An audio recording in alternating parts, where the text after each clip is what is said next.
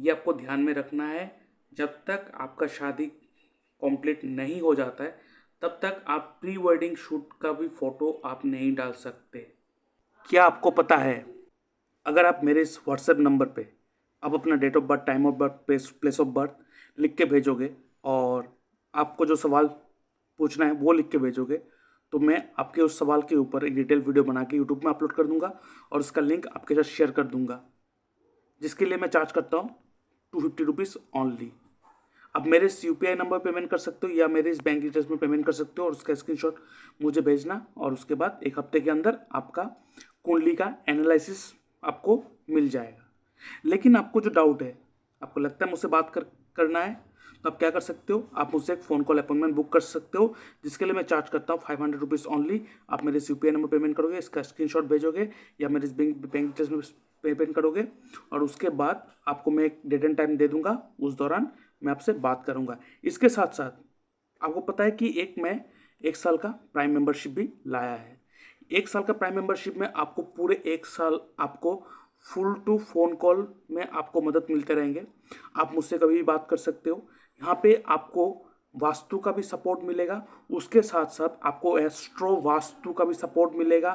कौन सा डायरेक्शन आपके लिए बेस्ट होगा, जहाँ पे आप बैठेंगे आपको ज़्यादा बरकत मिलेगा, कौन से डायरेक्शन में आप अपना ड्रीम को प्लेस करोगे, उस ड्रीम फुलफिल बहुत जल्दी हो जाएगा।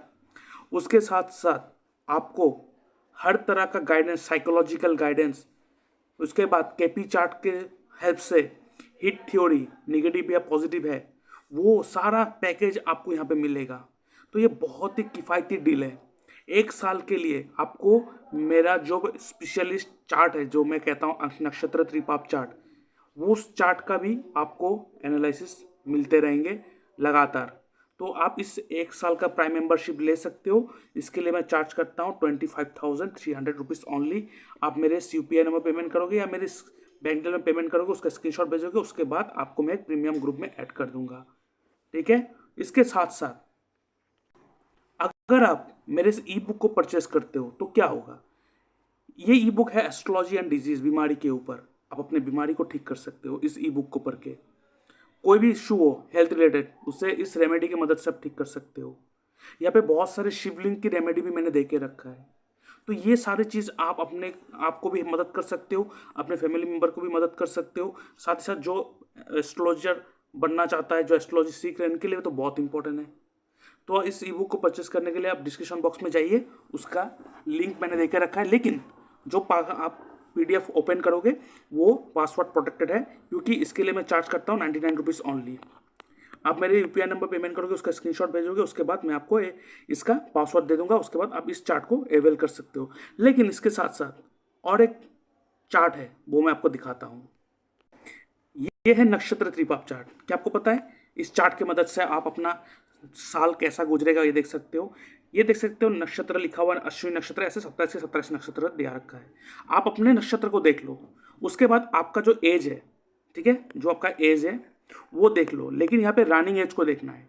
मान लीजिए आपका एज 26 है और 26 कंप्लीट हो गया, तो कंप्लीट एज को नहीं पकड़ेंगे, जो रनिंग है 27 रनिंग, तो उस रनिंग एज को हम यहाँ पे पकड़ेंगे। आप रनिंग एज को पकड़ना, उसके बाद देखना वो एज, यहाँ पे सब एज लिखा हुआ है, देख सकते हो ये सब एज लिखा हुआ है पूरा। तो आप देखना आपका जो एज है वो निकाल लेना रनिंग एज को। उसके अंडर कौन सा 3 प्लेनेट का रूल होता है देख लो, यहाँ पे लिख के रखा है। यहाँ पे अगर नैसर्गिक शुभ प्लेनेट का अगर रूल हो तो वो साल आपके लिए अच्छा होगा, और अगर नैसर्गिक पापी प्लेनेट का रूल हो तो उस साल आपके लिए बहुत खराब जाएगा।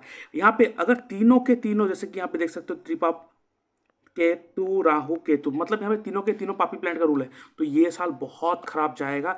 रेमेडी बहुत आवश्यक है। तो इस चार्ट तो आपके पास होना ही चाहिए। मान लीजिए आपने शादी के लिए अपना कुंडली मिलान कर ली, आपने डेट भी सिलेक्ट कर लिया, सब कुछ सही है, लेकिन ये नक्षत्र त्रिपाप चार्ट अगर उस साल आपके एज में त्रिपाप दिखा रहा है, तो उस साल अगर आप शादी भी करोगे तो वो आपको तकलीफ देगा ही। ये बहुत स्ट्रॉन्ग रिजल्ट देते हैं। ये चार्ट आपको अगर दशा देखना भी ना आता हो, कुछ इशू नहीं है, इस चार्ट को ही आप अगर फॉलो कर लोगे, आपका सारा का सारा काम हो जाएगा। तो इस चार्ट को आप अवेल कर सकते हो। इसका डिस्क्रिप्शन बॉक्स में मैंने लिंक देख के रखा है, उसका स्क्रीनशॉट, सॉरी, इसके लिए मैं चार्ज करता हूँ 111 रुपीज़। आप मेरे यूपीआई नंबर पेमेंट करोगे, उसका स्क्रीनशॉट भेजोगे, उसके बाद मैं आपको ये पासवर्ड दे दूंगा और उसके बाद आप इस चार्ट को यूज़ कर सकते हो। ठीक है, तो अभी आते हैं चार्ट एनालिसिस के ऊपर। आपने जो मैसेज लिख के भेजा है, आपने कहा है कि आपको अपने मैरिज के बारे में जानना है, आपके मैरिज के ऊपर एनालिसिस करना है। ठीक है, ठीक है। और आपने कहा है कि आपके 7th हाउस में शनि और राहु का कॉम्बिनेशंस है और इस युति से आपको डर लग रहा है। इसमें डरने वाली कोई बात नहीं है। सबसे पहले 7th हाउस का मालिक 7th हाउस में ही बैठा हुआ है, ये अच्छा बात है, ये बहुत ही अच्छी साइन है। ठीक है, लेकिन राहु यहाँ पे बैठा है, नो डाउट, और शनि 7th हाउस में है। इससे क्या होता है, शनि इज ए कारक ऑफ डिले, तो ये आपका मैरिज थोड़ा डिले करके करवाएगा, जो एक्चुअली डिले हो चुका है। ठीक है, और कब होगा, कौन से टाइम में आपका मैरिज होने वाला है, कौन से डायरेक्शन से आपका हस्बैंड होगा, मैं सारा चीज़ बता दूंगा आपको अभी। ठीक है, यहाँ पे शनि और राहु बैठा है 7th हाउस पे। तो यहाँ पे सबसे पहला बात, आपको अपने मैरिज लाइफ को हमेशा सीक्रेट रखना है। यहाँ पे डरने वाली कोई बात नहीं है। अपने मैरिड लाइफ को, जैसे लोग क्या होता है कि आपको मैं अच्छी तरह से एक बात बता दूँ, मैक्सिमम लोग क्या करते हैं कि शादी करना है, ऐसा लड़का चाहिए, वैसा चाहिए, बहुत सारे लेक्चर या डिंगे मारते रहते हैं। आपको ये नहीं करना है। ठीक है उसके बाद जब आपका मैरिज का बात चलेगा तो आपको वो चीज़ सीक्रेट रखना है, किसी को भी नहीं बताना कि हाँ मेरे मैरिज के बारे में बात चल रहा है, मेरे मैरिज के बारे में बात चल रहा है, हाँ लड़का इधर से, ऐसा ऐसा कुछ भी नहीं बोलना है आपके मुंह से। क्यों, शनि और राहु जो है वो ऐसा एक युति है, राहु एक सीक्रेसी का कारक है। तो यहाँ पे आपको अपने 7th हाउस रिलेटेड चीज़ों को सीक्रेट रखने के लिए ये आपको कह रहा है।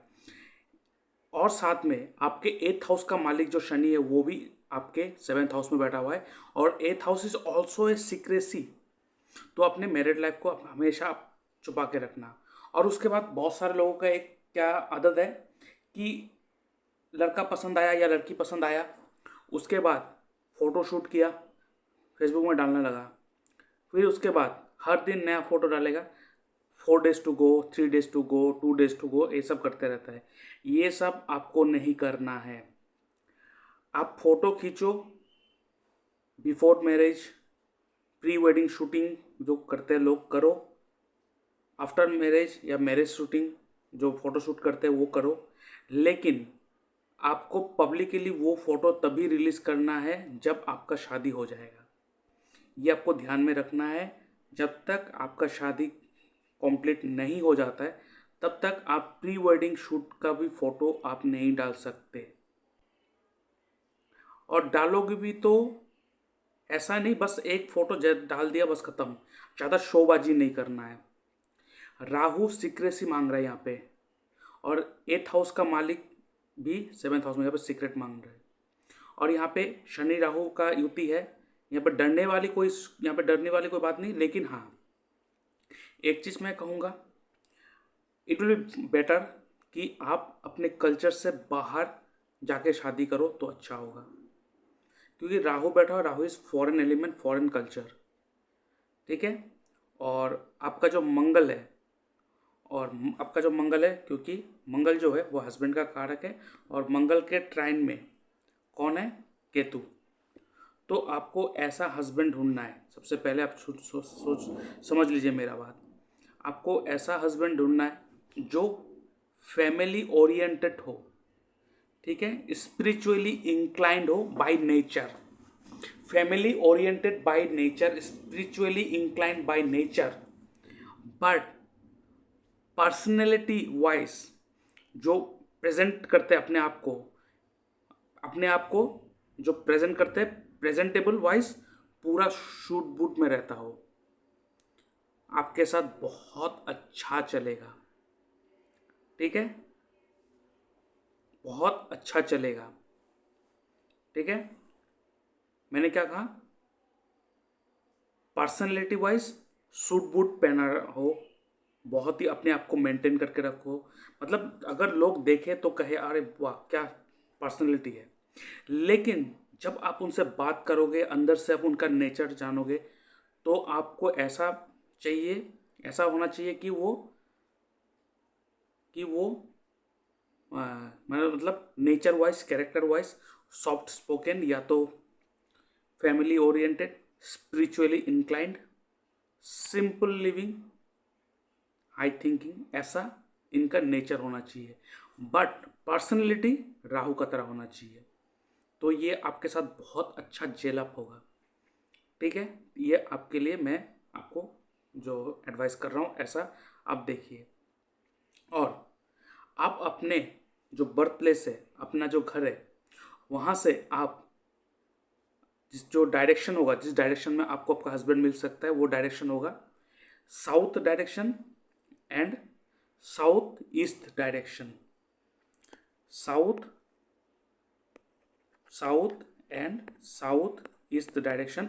और इस डायरेक्शन की साउथ और साउथ ईस्ट डायरेक्शन के आसपास के एरिया में आप देखोगे। ठीक है और थोड़ा दूर, ठीक है, थोड़ा दूर होगा, तो आपको अपने मोहल्ले में अगर ढूंढोगे तो शायद ही मिलने की चांसेस थोड़ा कम है। थोड़ा दूर ढूंढो तो आपके लिए अच्छा होगा। और मुझे जो लग रहा है ये आपके कल्चर से अलग कल्चर का होगा। ठीक है, अलग कल्चर का होगा, थोड़ा मतलब वेल्थ, अच्छा खासा वेल्थ होगा। और साथ में ये थोड़ा ऑकल्ट प्रैक्टिस या तो ऑकल्ट साइंस के ऊपर थोड़ा नॉलेज रखता होगा, आप देख लीजिएगा। ठीक है, ऑकल्ट साइंस या तो ऑकल्ट प्रैक्टिसेस करता होगा, या ये सब चीज़ें इनका नॉलेज होगा। और अभी जो आपका दशा चल रहा है, महादशा, वो चल रहा है जुपिटर का।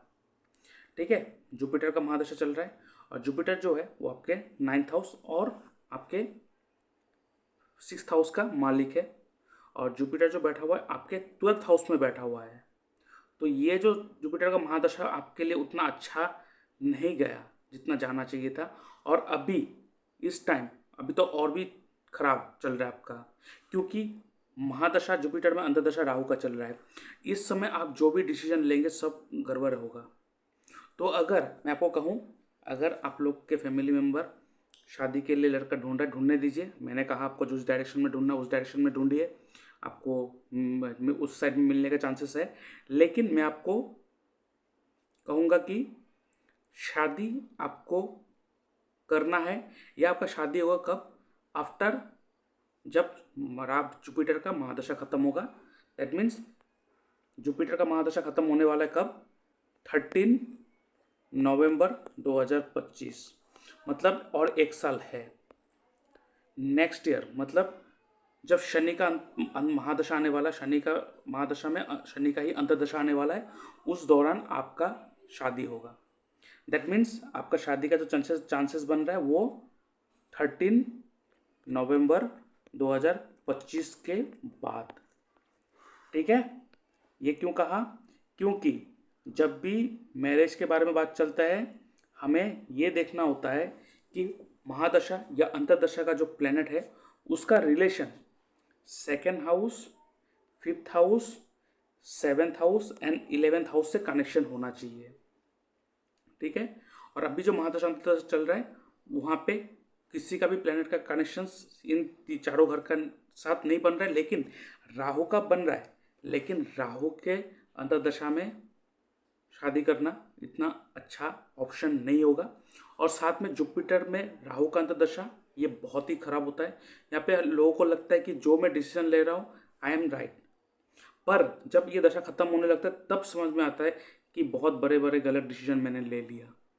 तो इस दौरान आपको गलत डिसीजन लेना का चांसेस बहुत ज़्यादा है। हो सकता है आप गलत लड़का चूज़ कर लो, इसलिए मैं आपको सजेस्ट करूँगा कि आफ्टर 13 नवंबर 2025 के बाद आप ट्राई करो। ठीक है, अभी आप जिस कारण के वजह से डर रहे हो, शनि और राहु 7th हाउस में बैठा हुआ है, ये डरने वाले कोई बात नहीं है। शनि कर्म कारक है और आपके 7th हाउस का मालिक है। और राहु क्या है, Rahu is expansion, Rahu is thinking out of the box, Rahu is materialistic. ठीक है, तो यहाँ पे आपका क्या होगा, जो मैरिड लाइफ होगा वो या तो शादी के बाद आप बहुत दूर चले जाओगे, या तो आपका जो पार्टनर होगा वो अदर कल्चर से होगा या तो बहुत दूर से होगा। ठीक है। और जो लड़का होगा बहुत ही हैंडसम होगा, उनका हाइट होगा अच्छा खासा, स्लिम फिगर होगा। ठीक है। लेकिन थोड़ा बहुत टॉकेटिव होगा। ठीक है, थोड़ा बहुत टॉकेटिव होगा, बहुत बात करने वाला होगा। ठीक है। और आपको एक मैं बात बताऊं, आप अपने आप को थोड़ा बहुत, मतलब अपने आप के, मतलब आपको बता रहा हूँ, अपने आप को थोड़ा बहुत रिजर्व करके रखना। और ऐसे भी आप थोड़ा बहुत अपने आप को रिजर्व रखते हो, बाहर ज़्यादा घुलते मिलते नहीं हो, अकेले रहते हो, that will be far better for you. ठीक है। और आपका लगन का मालिक वो आपके 8th हाउस में बैठा हुआ है, तो आपको मैं सजेस्ट करूंगा, और केतु भी आपके लगन पे बैठा हुआ, आपको सजेस्ट करूंगा कि आप कोई भी ऑकल्ट साइंस के बारे ऊपर पढ़ना स्टार्ट कर दो।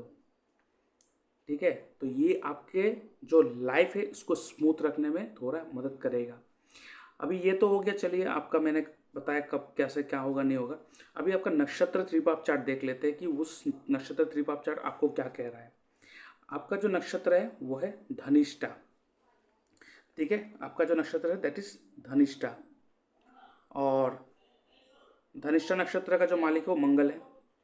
और आपका जो फिलहाल जो एज है, ठीक है, वो है 34। ठीक है, 34 कॉम्प्लीटेड। ठीक है, रिसेंटली आपका बर्थडे गया है, तो 34 कॉम्प्लीटेड, 35 रनिंग। तो रनिंग एज को हम लोग पकड़ते हैं यहाँ पे। ठीक है। तो आपका नक्षत्र है धनिष्ठा, ये रहा धनिष्ठा नक्षत्र चार्ट। ठीक है। और आपका जो रनिंग एज है, यहाँ पे हम लोग रनिंग एज को ही पकड़ते हैं। ठीक है। और रनिंग एज इज 35। और आपका जो 35 एज है वो आपके इस चार्ट में यहाँ पे है, दैट इज 35। और ये जो साल आपका रूल कर रहा है, नंबर 1 सूर्य, राहु, बुध। ठीक है। और उसके बाद नेक्स्ट ईयर 2025 जून, उस समय जो रूल करेगा चंद्र, केतु, जुपिटर। उसके बाद जो आपका एज 37, मतलब आपका 2026 जून, उस समय जो रूल करेगा मंगल, शनि, शुक्र। ये टाइम आपके लिए अच्छा है। ठीक है। और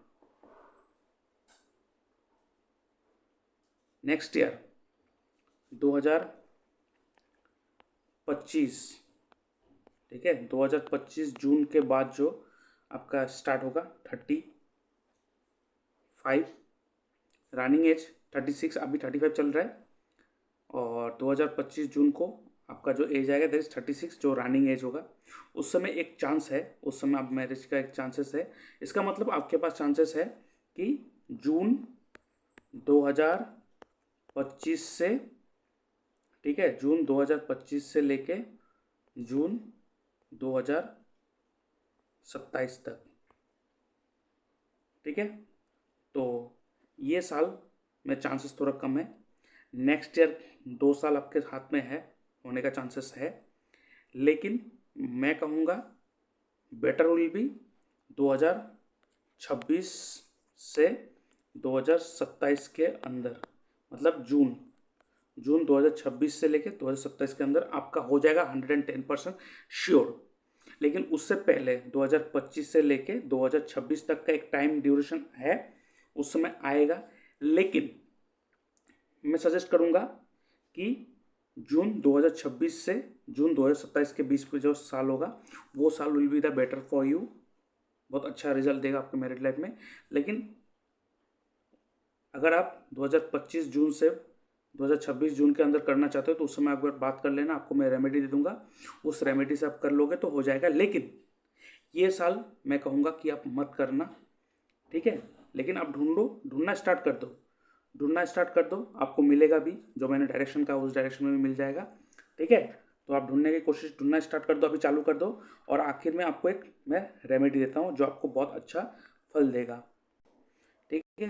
आपको रेमेडी में देता हूँ। सबसे पहला चीज़ आपको याद रखना है, अगर आपके बॉडी में कोई तावीज़ उवीज़ है तो उसे उतार देना है, अगर तावीज़ है तो, ठीक है, तावीज़ है तो उतार देना है। दूसरा, आप कोई गोल्ड का चेन धारण कीजिए अपने बॉडी पे, गोल्ड का चेन या तो गोल्ड का कोई भी कान का बाली हो, कुछ भी हो, आप गोल्ड आइटम धारण करें, ठीक है। उसके बाद सोमवार के दिन एक ही बार ही करना है।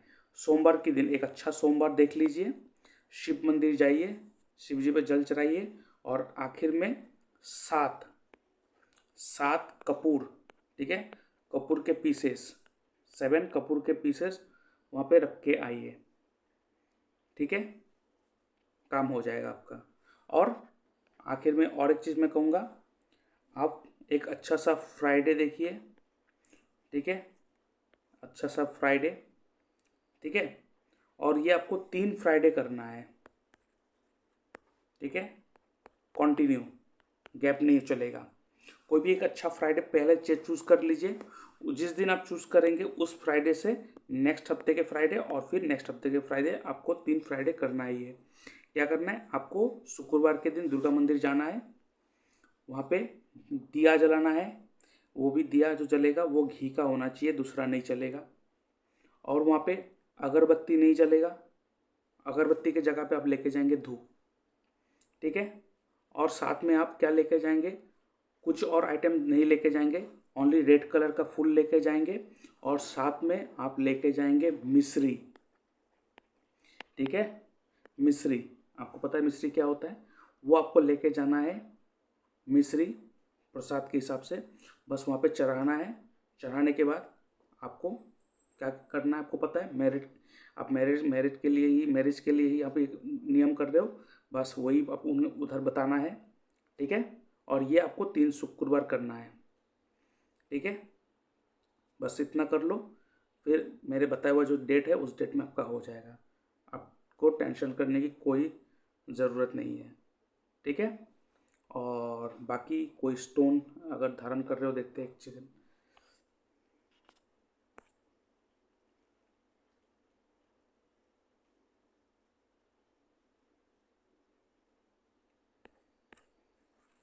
और देखिए आपका लगन का मालिक मून है, चंद्र है, और चंद्र ही आपका ज्ञाति कारक है। ये नहीं देखना है आपको, ये देखना है। तो अगर आप, ज्ञाति कारक क्या है, वो प्लेनेट है जो आपके लाइफ में चैलेंजेस लाने वाला है। तो अगर आप मून रिलेटेड कोई भी चीज़ धारण कर रहे हो प्लीज़ उतार दो, ठीक है। सिल्वर का अगर कोई आइटम धारण करके रखे हो तो उतार दो, और अगर मोती धारण करके रखे हो तो उतार दो, और वाइट कलर थोड़ा कम धारण करना, ठीक है। और यहाँ पे एक काम करना, यहाँ पे दर कारक जो है वो शनि है। दर कारक मतलब जो आपके स्पाउस को गवर्न करता है, कौन कर रहा है यहाँ पे, शनि, और शनि ही आपका 7th हाउस का मालिक है। तो आप एक काम करना, आप एक कोई भी शनिवार के दिन, ठीक है, और ये करना जब तक आपका मैरिज ना हो तब तक ये करना, आपको बहुत अच्छा रिजल्ट मिलने वाला है, बहुत फास्ट रिजल्ट मिलने वाला है। शनिवार के दिन आपको क्या करना है, गरीब बच्चे और लंगड़े लूले इंसान, अंधे काने ऐसे टाइप के जो इंसान होते हैं ऐसे देखो, और इन लोगों को कोई भी तला हुआ चीज़ खिलाओ, fried deep fried item, pakora हो, ब्रेड पकोड़ा हो, कचौरी हो, समोसा हो, डीप फ्राइड आइटम इन लोगों को खिलाओ ऑन सैटरडे। बस इतना करो, काम हो जाएगा।